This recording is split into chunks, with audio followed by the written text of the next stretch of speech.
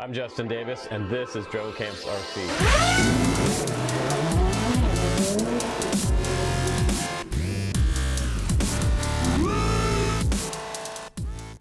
Hey guys, welcome back to the Drone Camps channel. I'm Justin Davis, and today we're going to do FPV news. We're going to do FPV news for the third week of July, and we have some pretty cool, exciting news for you here on the channel. We have some new releases from various companies. I'm also testing out some demos for various companies and giving feedback to them for their initial release coming up, their first version 1 of new products. We're also doing a Patreon only giveaway. You can check that out in the link down below. You might win this futon too. That would be super awesome.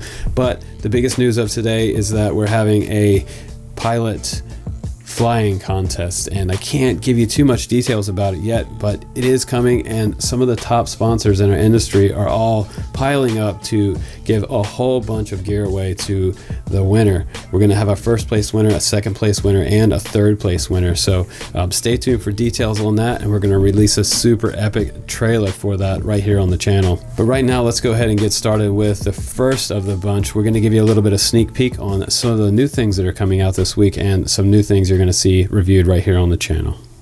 Now, the first item on the bench we're going to look at today is the Elephone. This is the RX SD 4K camera. I believe that's SD right there. It does have Wi-Fi on board, and it has a micro SD card on the bottom right there. It shoots 4K video, and what's really special about this particular GoPro style knockoff is that it does shoot 4K. Under $50, that's a pretty good value. So I took this one out on my recent road trip, did some flying with this one, and I've got some really epic video to show you from this camera. I think it actually did a little better than what I expected for $50.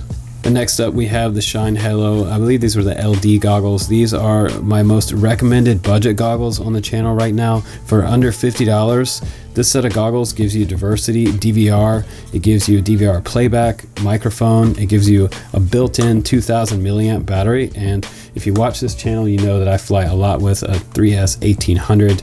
This is a 1S 2000 milliamp, but 2000 milliamps should actually get you through your entire day of flying without having to put this back on the charger. The battery is inside the goggles, and you're going to need to charge these with the included USB cable that comes along with it, but it does accept a micro SD card up to 32 gigabytes, which is also super cool. And also inside here, you can go into the menus, change the brightness, color, contrast, and all of that, and you have a 3-position strap that goes around your head. And what's also really cool is that they include both a patch antenna and a right-hand circular polarized cloverleaf style antenna. A really nice set of goggles for under 50 bucks. And I took these on my trip as well. SkyZone is working on the SkyZone 03. These are the version 2 that are coming out, and some of these might actually be for sale already, but I'm testing the ones that they sent me, and so far they're doing pretty good. They're a little bit wider than the previous version of the Sky 02s that I have. These fit a smaller head. As you can see, they have a little bit more curve, and they made these just a little bit bigger because some people were complaining that these were just a little bit too small. So we need a little bit wider faceplate to accommodate our faces, so we get no light blockage from the side. Now for me, since mine are smaller and my head is smaller, I had to actually put a little bit of foam in here and bounce this out a little bit to get some of the sunlight leaking in from the side. So if you have a smaller face, the Sky 03s might be a little bit wide for you, but anyone with a bigger face, they're going to be just fine. And these are so far proving to be really nice goggles with the built-in fan. You can turn that on and off. You have a front camera view right here, and you have a DVR on the bottom. And I love this is the fact that on these goggles, the DVR is right here on the side, so you put your micro SD card in right here instead of between the eyes like on the Fatshark goggles. I never liked that because it was a little bit awkward to get to, and also when you press record, it does show you record on the screen here, and they also have the adjustable interpupillary distance. You can see those go in and out right there, and that's going to make it go in focus for whatever your eyesight is. It also comes with diversity, and those are not replaceable module style diversity, but since I've been using the Sky 02s for over a year now, and they have been my goggles of choice, they've been everywhere with me, I don't really mind that I can't use any third-party modules because both of these sets of goggles work great with the stock antennas and with a patch upgrade and a cloverleaf antenna. And also we have some new stuff from Matex, some pretty cool stuff coming up on the channel. The HV VTX, it has 7 to 27 volt in, 40 channels, and it does have smart audio in here, so you can do some control from inside Betaflight for changing your channels and bands with your sticks right on your OSD display. Pretty cool. And I also have a new VTX here to show you as well, and this one is going to be a longer range 5.8. You can probably get out there at least a couple miles with this one, because it also goes from 25 milliwatt for local proximity racing up to 800 milliwatt switchable with pit mode, and a pretty big voltage range on this one as well. So if you want to do short range proximity racing, this is a nice stack because it is that 30.5 by 30.5 mounting point. Just put that right over top of your flight controller in your stack, and it comes with an MMCX connector, so I'm expecting that this one will be super popular. We'll take a look at this one on the channel coming up as well. And also new this week, we have two new things from SpeedyBee. We have the VTX DVR version right here, and the micro VTX that they came out with. This is a little 20 by 20 stack, and it does have something on here that you guys are going to like. It has an MMCX connector. A lot of the VTXs right now for micros have that smaller little antenna mount on there, and this one actually has the larger MMCX style connector. So one of the first smaller 20 by 20 VTXs that I've seen come out with the included MMCX. This is just going to be much better for a micros. It's not going to pop off as easily. If you're not familiar with that connector, that first style connector they were using last year just seemed to be a bit of a pain in the butt, so SpeedyBee is kind of listening to the crowd and now doing a 20 by 20 VTX with the MMCX connector on there. So we're going to check that out as well, and we're going to check out their VTX that they released. A lot of different companies, HGL, RC, and others, are coming out with their 30 by 30 VTX stacks with a built-in DVR. A lot of people are trying to get some onboard recording instead of recording straight to your goggles, because hey, the Fatsharks aren't really that great for recording your video, so a lot of companies want to offer this for you to record straight to your VTX, and this is pretty nice. It looks like it does 7 to 26 volts, and I believe this one also records at 640 by 480p. So this is also the version 1 of this new VTX with DVR. So a lot of new VTXs with onboard DVRs are coming out, and that's what's new from SpeedyBee right now.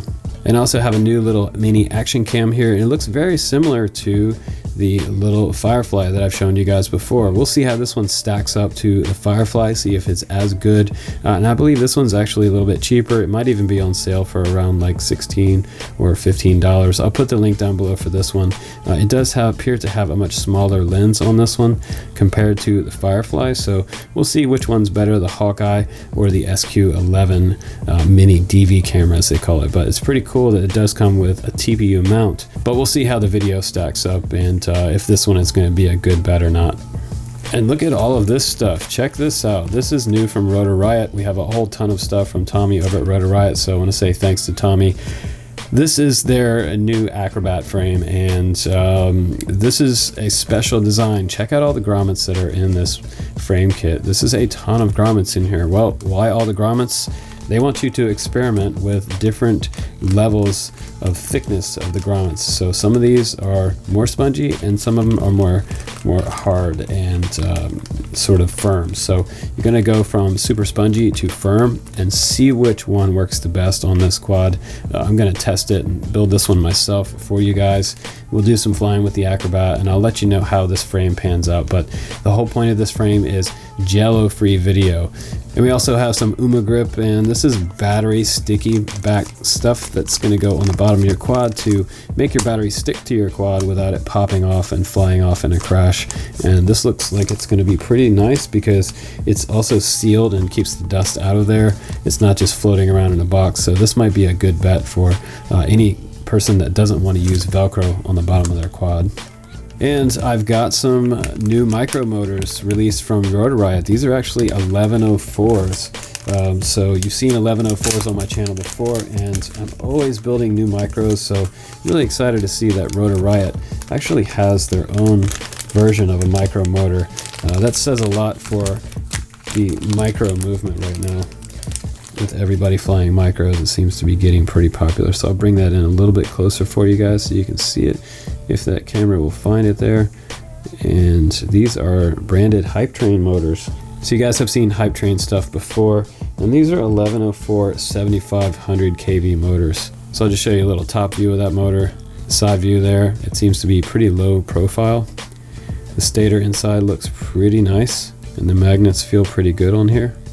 And check this out, did you notice this? They reduced a lot of weight by adding just 2 connection points, because a lot of times I'm only using 2 screws on my micro brushless quads anyway. So that's a very good innovation for micro brushless motors. They're actually shedding out a few grams there. So these should be pretty cool, and we'll do some testing with these on the channel, and I'll give you a link down below for Rotor Riot's new micro motors. And last but not least, it looks like I have some motor bumpers here for my Acrobat, and these are just going to go on the bottom of my Acrobat to keep the quad up off the ground just a little bit for takeoff and landing, and keep the frame from getting tore up. This feels like it's actually more dense than TPU. I don't believe these are 3D printed. These might actually be manufactured. And so yeah, you have the Rotor Riot logo on the bottom there, the skull. That's actually pretty cool. And those go right up on the bottom of the quad. And these are some type of super durable industrial plastic. They're not 3D printed, so these are actually molded, which is really nice.